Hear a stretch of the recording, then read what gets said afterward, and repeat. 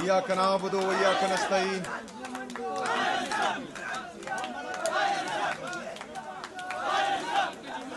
Stage پر بیٹھے وزراء parliamentarian وی سی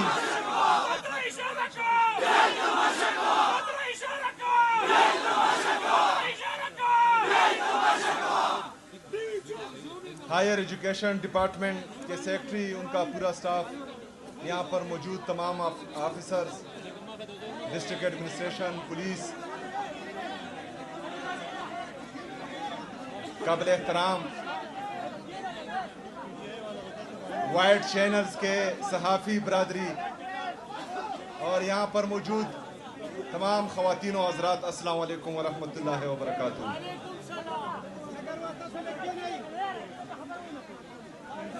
آج مجھے انتہائی خوشی ہے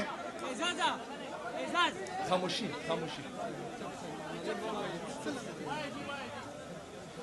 آج مجھے انتہائی خوشی ہے کہ میں کبل کے علاقے میں ہوں. اس کبل کی مٹی نے سوات کی مٹی نے ایک نڈر بہادر غیرت مند اپنے اصولوں پر ہمیشہ کڑے ہونے والے پختونخوا کے بیٹے پاکستان کے بیٹے جناب مراد سعید صاحب جیسے نوجوان کو جنا ہے. مراد سعید صاحب ہمارے سیاسی استاد ہیں.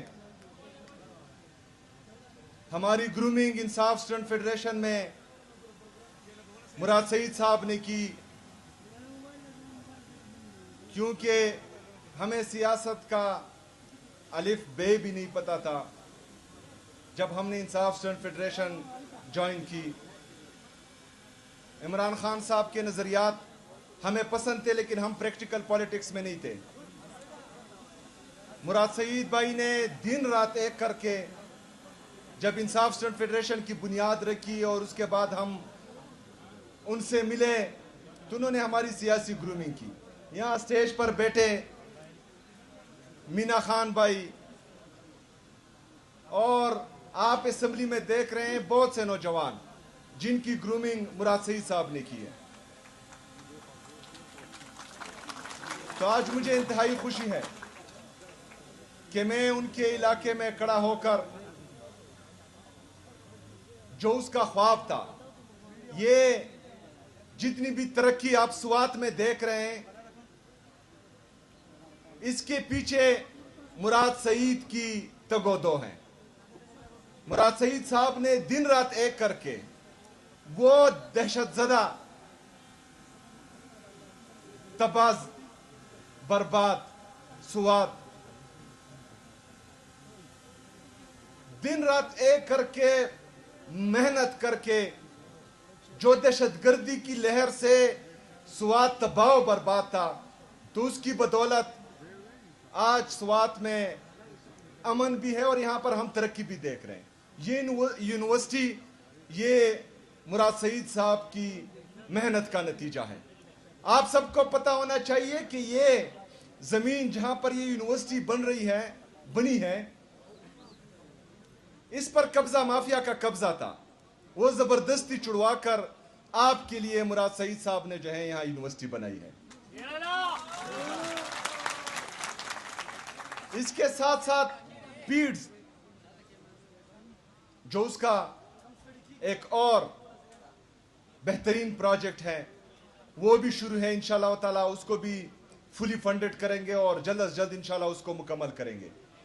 اس کے ساتھ ساتھ جو باقی کیمپسز ہیں اور شہید ارشد شریف یونیورسٹی جو ہیں اس کو بھی انشاءاللہ تعالی فلی فنڈڈ کریں گے اور جلد از جلد انشاءاللہ اس کو بھی مکمل کریں گے.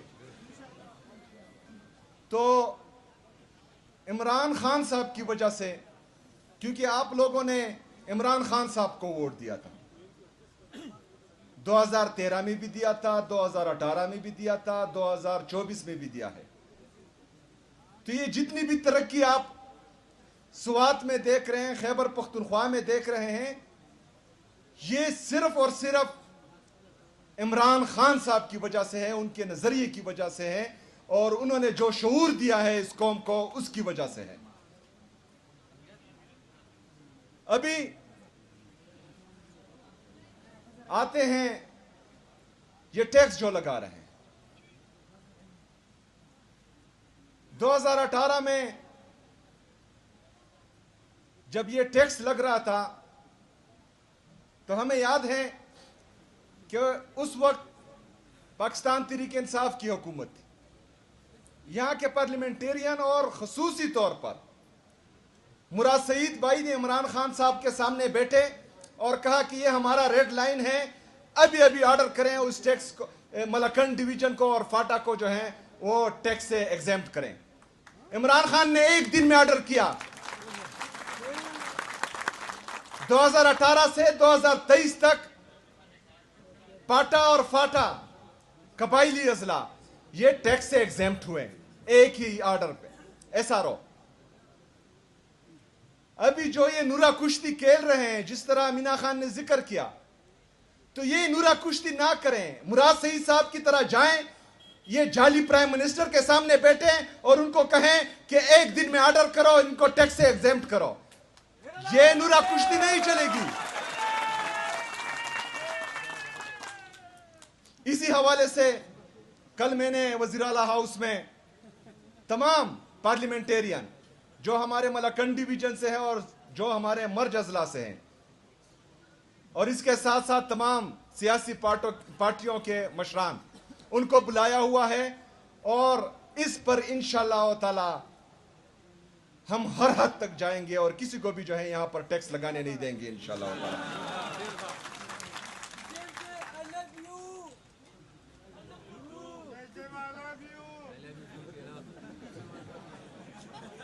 اس کے ساتھ ساتھ جس طرح میں بار بار کہہ رہا ہوں کہ 2026 اور 27 یہ خیبر پختونخوا میں امن، ترقی اور خوشحالی کا سال ہوگا انشاءاللہ تعالی۔ یہ میں کیوں کہتا ہوں؟ کیونکہ یہ 22 سال خیبر پختونخوا کو جو کچھ لوگوں نے جو بند کمروں میں فیصلے کرتے ہیں، انہوں نے تجربہ گاہ بنایا ہوا ہے۔ وہ ہمیں کیڑے مکوڑے سمجھتے ہیں، وہ یہاں پر بار بار تجربے کرتے ہیں۔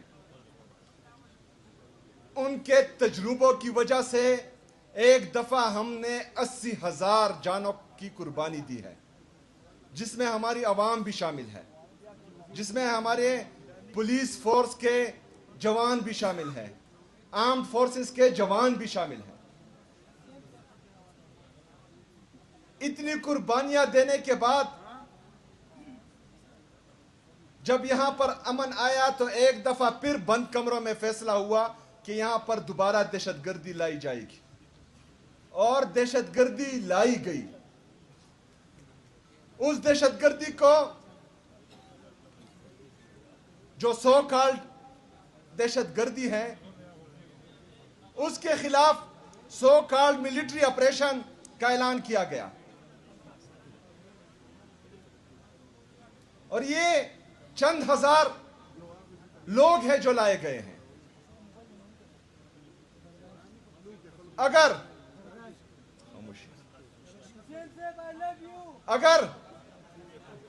ہم اتنے کمزور ہیں، اگر ہمارے ادارے اتنے کمزور ہیں کہ چند ہزار لوگوں کو 22 سال میں ختم نہیں کر سکتے، 22 سال میں ایک صوبے میں امن نہیں لا سکتے، تو پھر ان اداروں کا فائدہ کیا ہے؟ اگر ہم اتنے کمزور ہیں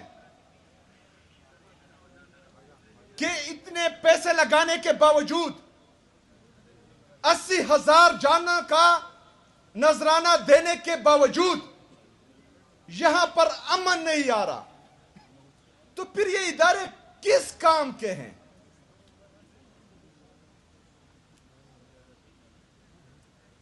اس کا مطلب یہ ہے، خاموشی یار، خاموشی۔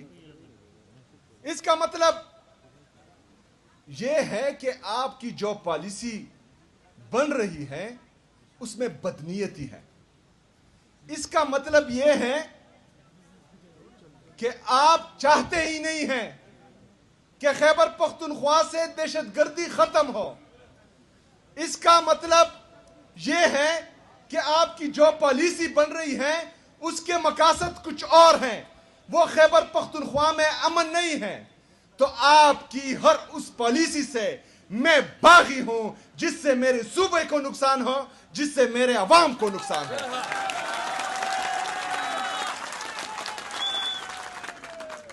خیبر پختونخوا میں اب پالیسی عمران خان کی چلے گی.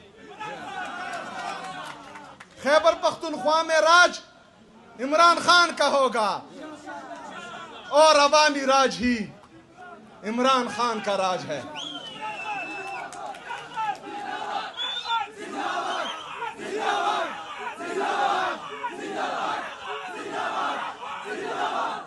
ہم یہاں پر امن چاہتے ہیں کیونکہ امن سے ہی ترقی آتی ہے, امن سے ہی خوشحالی آتی ہے. جو بند کمروں کے فیصلہ ساز ہیں ان کو میں آخری دفعہ بتانا چاہتا ہوں کہ آپ اپنی پالیسیز پر نظر ثانی کریں. آپ اپنی پالیسیز پر نظر ثانی کریں کیونکہ خیبر پختونخوا میں جو صدق کے دل سے چاہتے ہیں کہ یہاں امن ہو اور ان کا اختیار بھی یہ ہے کہ وہ امن کے لیے کوششیں کریں, امن کے لیے بندوق اٹھائیں, تو ان لوگوں سے مجھے بغاوت کی بو آ رہی ہے. آپ کی پالیسیز کی وجہ سے وہ بددل ہو رہے ہیں.